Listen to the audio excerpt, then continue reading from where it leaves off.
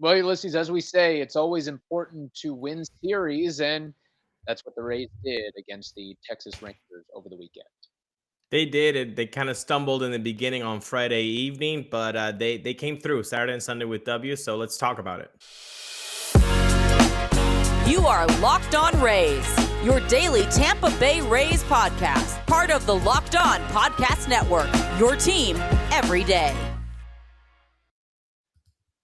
Hello, my name is Kevin Weiss, I'm Ulises Sambrano.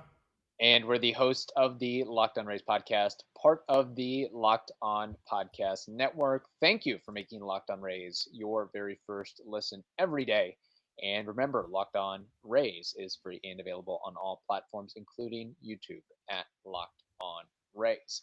Well, as we alluded to, the Rays won 2 of 3 games versus the lowly Rangers. They lost game 1 on Friday by a score of 4-3, won game 2 on Saturday, 5-1, and then won game 3 on a football Sunday, 5-3.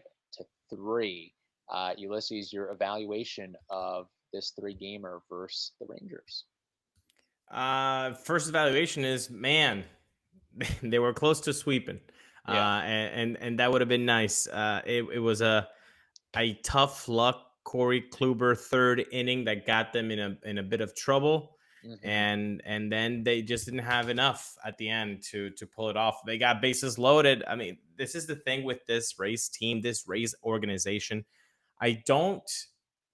Okay, yeah, I was gonna say I don't remember a year, but I do remember a year. 2016 was awful, but most of the years since '08, there's this like DNA in the Rays organization to just not give up in the ninth Yes. inning. If there's somehow any sort of bloop and a blast away, they'll usually, for the most part, give you some hope in the ninth inning, and that's such a Mm-hmm. refreshing thing to see year in and year out and year in and year out. And so they did that again. The bases loaded. Unfortunately, it didn't work out, but Saturday and Sunday did work out. And I want to highlight a couple of players because they deserve the praise, and they usually never do get the praise. And the first guy I want to put a little bit on the podium here is Francisco Mejia.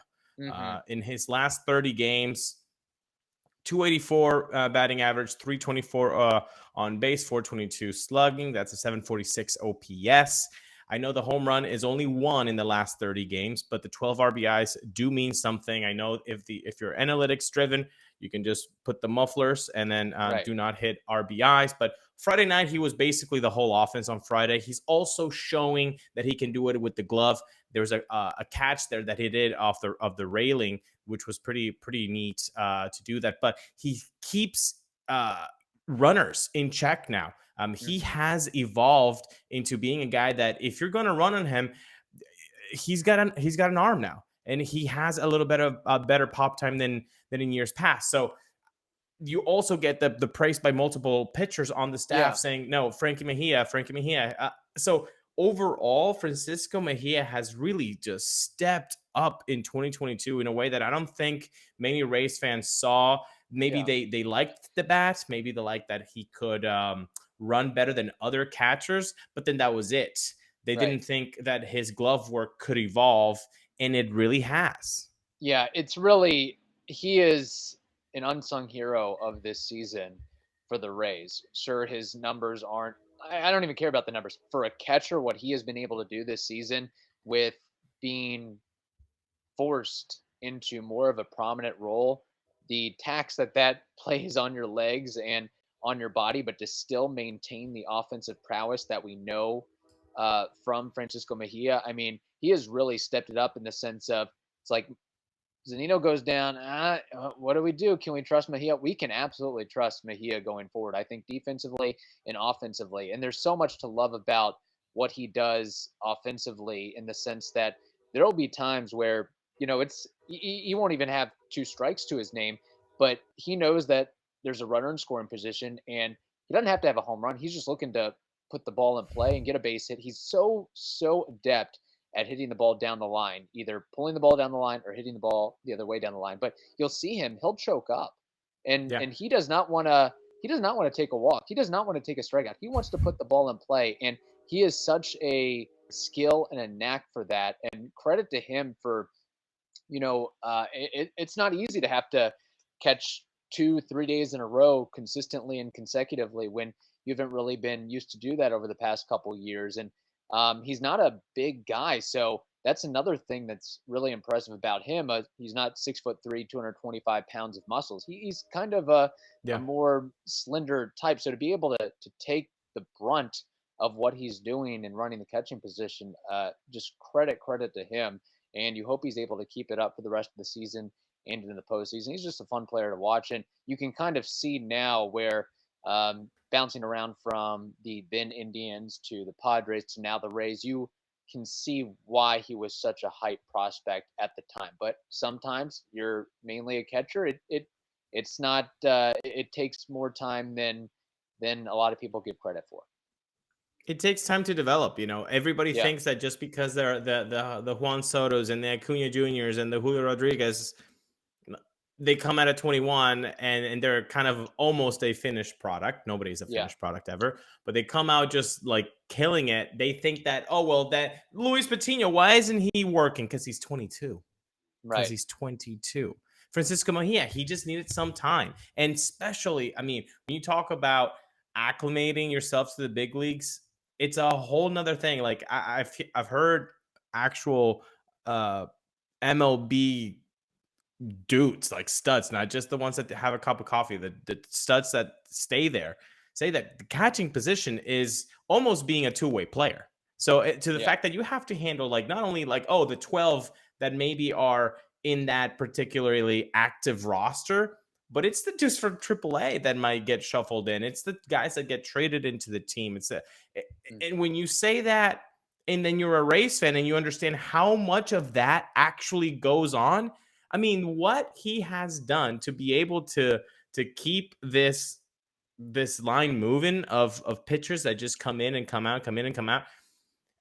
I don't think people understand really the really hard work that takes to just get to know all these guys and be able to create a rapport and then get them to trust you. I mean, if we gave Zunino all of that praise, let's give it to the guy who's actually now the primary since like around mid-May. And then again, the Rays did not have the luxury of the Rays offense from 2021 this year. They had a crap offense for a lot of 2022. So you're telling me that the Rays are actually holding the one of the wild card spots in a year that their offense really didn't do that much mostly because of injuries and also underperformance by some players. But this pitching staff has let this team here. And if you're talking pitching staff, you have to talk about the catchers and the guys who manages the play calling. Yeah, and I think one thing that's probably helped save Mejia's body a little bit is catching from one knee as opposed to the traditional crouch. That saves a lot of guys as well. There's more to highlight, more guys to highlight from this series, as Ulises alluded to. But first, we have to tell you about BetOnline. BetOnline.net, it is your number one source for all your pro and college football betting needs and sports info this season. You can find all the latest football league developments, game matchups, news, and podcasts, including this year's opening week's games. BetOnline is also your continued source for your sport wagering info, including live betting, esports, and scores. The fastest and easiest way to check in on all of your favorite sports and events, including MLB, MMA, boxing, and golf. So head over to the website today or use your mobile device to learn more about the trends in action. BetOnline, it is where the game starts. So Francisco Mejia's on your podium of congratulations from this series against the Rangers. Who else is on your podium per se? I got to give it to a guy who's been he is a fun player, like F-U-N, just fun. Jose Siri. Jose Siri. My goodness. He has been such a joy to watch with the glove mostly, but with the bat, let's also give credit to the bat in the last 15 games, okay? Look at this slash line. 286, 333, 381. That's a healthy 714 OPS for a defensive wizard. Again, only 1 home run, which happened this weekend, 3 RBIs, but it's what he does when he gets on base that is the most impressive thing about his offensive skill set. Okay. He's basically scoring around a 50% clip when he gets on base in this last 15 games. Like, he gets on base. If you're a Rays fan and you're watching the game, boom, Jose Siri gets on base. You're like, okay, 50%, he's going to score. That's how it's been in the last 15 games. It's unreal. And it's the speed that he creates. He's a dynamic player. He had 2 stolen bases this week.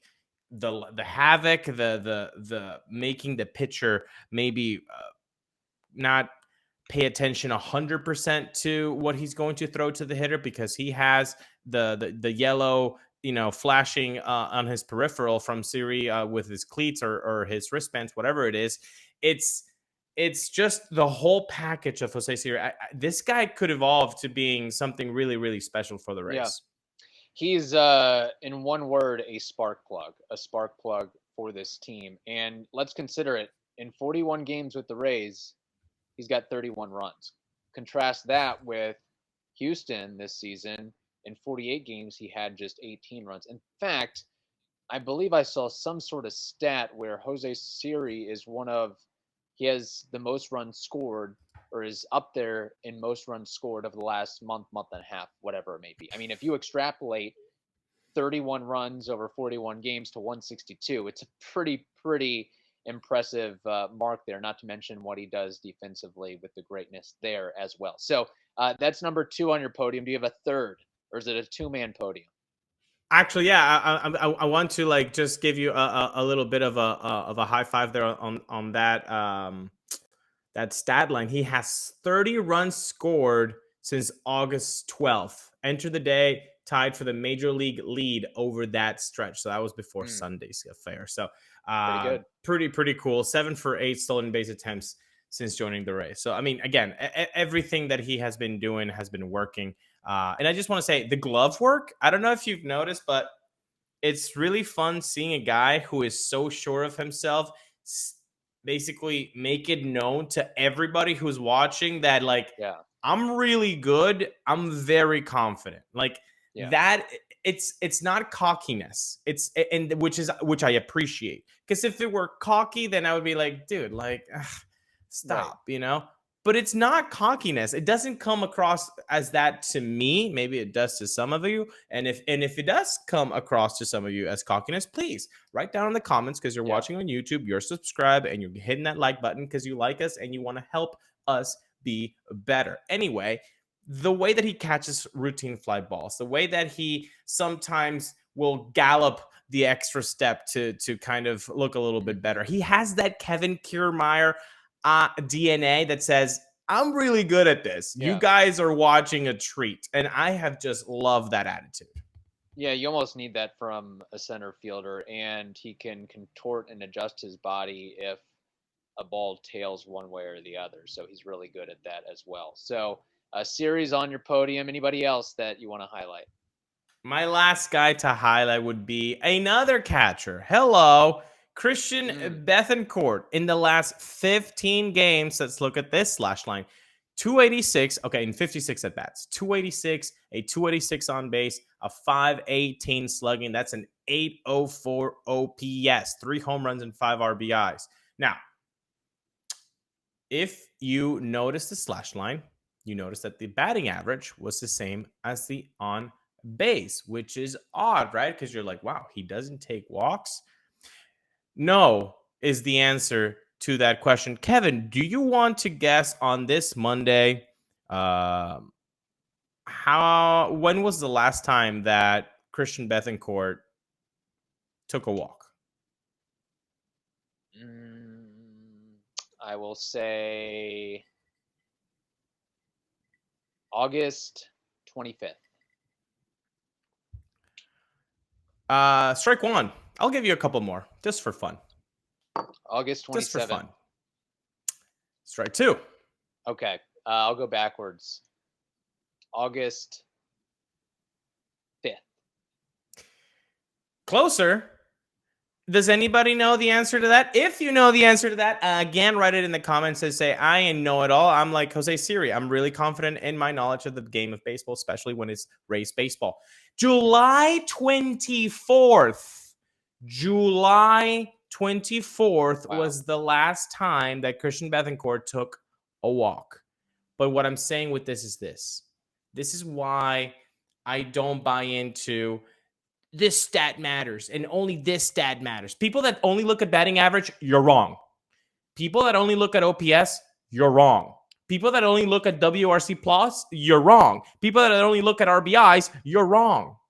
All of those things put together give you an actual picture of who the player is. Do not discredit any stat, and do not only look at one stat, look at everything. So you look at the 804 OPS and it's pretty great. But look at the walks. He doesn't take walks. So every player is different. And this is why I love this team so much, because everybody has a different skill set that they put to use. And Christian Bethancourt, he has a bat. He wants to swing. He's not there to take walks. He's there out there to hack. And he hacks really, really well. And you saw it this weekend with that bomb. Actually, 3 bombs in the last 56 at-bats, which is the last 15 games. 3 bombs, 5 RBI. So he makes my podium. Christian Bethancourt, way to go. And by the way, yeah, he's also a catcher. He also has to do the same thing with Mejia, maybe at a lesser extent, but still create a rapport with all those pitchers. Still manage the play calling. Still a block, pop time well. Throw guys out in second and third. Like all of those things that we praise Mejia for, that also goes to Christian Bethancourt, who also was acquired in the middle of the season too. Yes. So that's even more impressive. Can I add a name to the podium? Please do.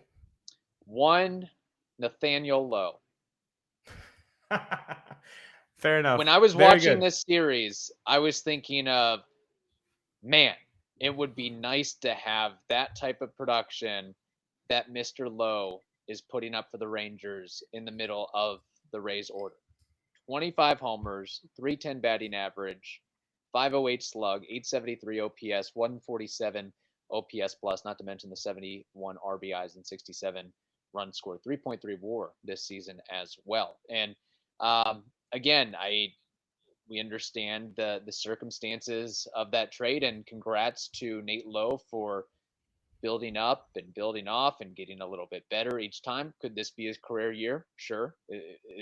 This may be the best year he ever has, but something tells me that, man, I just love that left-handed swing and taking the hand off the bat. Man, it is really smooth. But he could be, I don't want to see this is one that got away. We still have yet to see the returnees that the Rays got for that. It depends what they do at the professional big league level. They're still young. Basabe, Hernandez, Ovales. I will tell you, though, they're all 21, 22 years old, and they're all crushing it in their respective ways in the minors, low, mid-minors for the Rays. Basabe, 324 batting average. Hernandez, 24 homers, 867 OPS. Ovales, 14 homers, 799 OPS. So you hope two of those pans out, but I'm thinking in the present and thinking of what the Rays could do this season and maybe next season. And it'd be nice to have Nate Lowe in the order. Just saying. And I mean, I don't think you're wrong. And I think the people that made the front office moves to do that trade would also say, yeah, it is. Talking to Bryce Patrick from Locked On Rangers, he did mention, without being prompted, he said, but god-awful defense at first base. So that was his big detractor, right? Like why he wasn't being played as much with Ji-Man Choi. It was, the glove is not as good as G-Man's. Well, that hasn't improved while with Texas. Now, again, I am not, and I believe I will also speak with, in parts with you, that we don't care about one side or the other. We care about the overall value. Overall value is what matters. So in a team that is struggling with offense, all of those numbers that you said with Nathaniel Lowe, now those would be really nice to have. But, sometimes you have to lose trades, at least in the short term. Right. So people will still pick up the phone. But you're right. Those guys, all of them, Heriberto and Osleivis, they're young, like Yeah. real young. And there's still time. There's like 3 more years until we actually see the fruits of that Yes. trade. So if you're a Rays fan and you're just like disgusted by that Nate Lowe trade, like I understand, but you gotta wait. Yeah. Sorry. You got to wait, and you also have to understand that, hey, Lowe's defense so bad at first, the Rays may have been like, hey, we only want to DH you. And he comes back and says, I don't want to DH. That creates a problem. And that creates a situation where, well, something's got to give. And that means we have to trade you to another organization. And again, the return at the time was good. And I think it is still really good. We just have to maybe we don't get to enjoy the pop of Nate Lowe now, but maybe in the future we get that from Basabe, Hernandez, Ovales, whatever it may be. So it would be nice, it'd be nice to have a Nathaniel Lowe in the order for this upcoming series for the Rays against the Houston Astros, 3-gamer against a team that is, I'll just go ahead and say it. They are the team to beat in the American League. Last I checked, 96-51. Awesome at home, awesome away. They're just about even home and away. They've won 8 of their last 10, and should be a fun series as we got Luis Garcia going up against Drew Rasmussen, Christian Javier versus Shane McClanahan, and Lance McCullers versus Corey Kluber. So I'll be curious to see how the Rays handle this one. Yeah, I Texas back to back, right? Texas and then Houston. So that's funny how that worked out. Look, those pitching matchups are lickety finger good if you're a baseball fan. Like that is just good baseball coming to you in the next 3 games. We I don't know what to expect. Their magic number is 1 right now, the Astros. So even if they lose the first game, they could potentially clinch with a loss from the second from is it the Mariners? Yeah. So the Mariners, they're like 14 games up on the Mariners, believe it or not. It's insane. The magic 1, it's like it's gonna happen, but just so you guys know, it could happen. They could be very happy tomorrow, and they could be very much in a let's get it done with tomorrow. Yes. So that could potentially mean if the Rays were to lose tomorrow, or actually today, because we're recording this on Sunday evening. Whoops. If they were to lose on Monday evening, could you see a different type of lineups on Tuesday, on Wednesday? And could those changes be beneficial for the Rays to get those 2 Ws on Tuesday and Wednesday? So that'll be interesting to see, because maybe you pull a Texas Rangers drop. If you drop the first one, maybe you can get them on the later part. But it's gonna be tough, man. This is a really good team up and down. Like there's no break. There's no break in that lineup. Where is it? There's no break anywhere. Pitching, second best team ERA in Major League Baseball, second in WHIP, third in saves, second in complete games, fourth in strikeouts, second in batting average against. Offensively, 8th in runs scored, 6th in OPS, 5th in homers, 3rd fewest strikeouts in the game. Now, I say this, that's a really good point you made about, hey, if the Astros just take that first game and they've clinched their season, maybe they do a little partying in St. Pete or Tampa, and maybe have a little bit of a layover there for game 2 and or game 3, or maybe it's an opportunity to, hey, we can rest on our laurels just a little bit, enjoy this moment, and let's roll the young guys out. Let's not force the issue with some of our pitching staff. So that may work out for the Rays standpoint there. Now, let me say this. Look, the Astros are as complete as could be. I'm not disagreeing or arguing that, but I wonder how much, if at all, their record. Again, there's nothing bad I can say about the Astros except for trash cans. How much of their record is a little bit buoyed by the fact that you play in a division that includes the Angels, the Rangers, and the Athletics. The Rangers and the Angels, 20 games under 500. The Athletics, 40 games under 500. That's kind of That's got to They're- add they're- up the. I mean, what if the Rays were playing in that division? Where would the there's- Rays be at? I'm just saying. Well, look at the AL East. I mean, I don't have it in front of me, so I have to look it up. But the Baltimore Orioles have been, in the hunt for a wild card spot until maybe like a week ago, and the Boston Red Sox are 71 and 75, so they're 4 games under 500. Like, this is ridiculous. It's ridiculous, the disparity in talent. That this is why I am all for get rid of divisions. Hey, Manfred, I know you listen to the show. Rob, look, text me. I can help you out. Get rid of divisions. Stat. It doesn't matter. If you're going into a schedule next year with less divisional matchups, and so you want everybody to play with each other, you're heading into the right direction.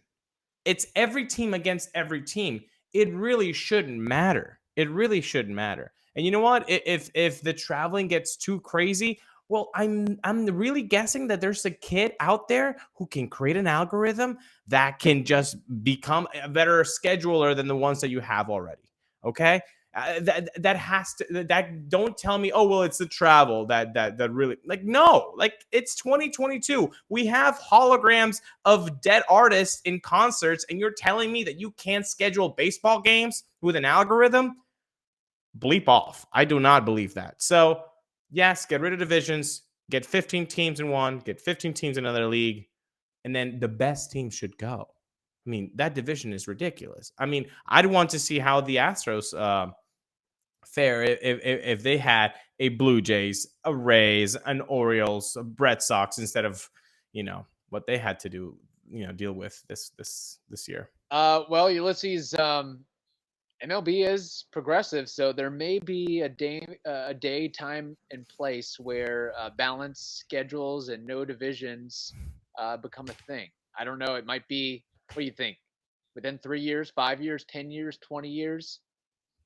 I'm going to go with a decade, but hopefully sooner than that. Okay. Second question. Yeah. Do the Rays win this series against the Trash Cans? I'm going to go with yes, because I need that to happen, because we might have a Houston Locked On Astros crossover on Wednesday night after that game. So I would really like to have some, props there during that crossover, because it would just be helpful. Yeah, you don't want any, excuse me for this, trash talking from Brett and Eric.